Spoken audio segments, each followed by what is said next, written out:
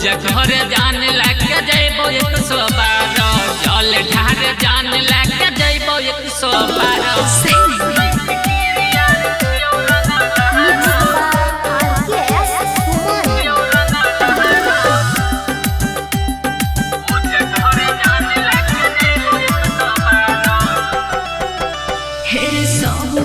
romance करे छे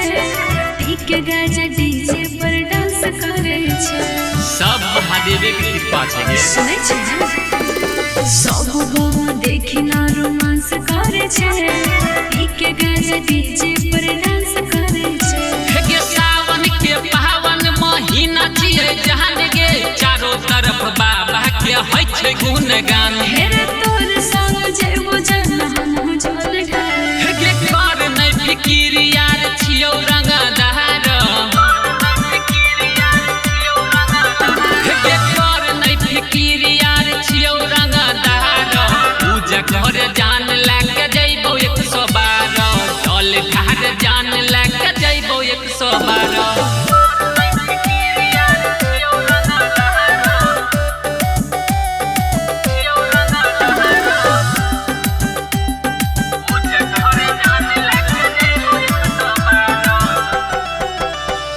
सुनल तो भोला जी अर्जी हम लोटबा में जल भरे जेबे देबा सुने छे ना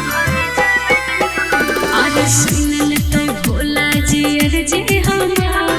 लोटबा में जल भरे जेबे देबा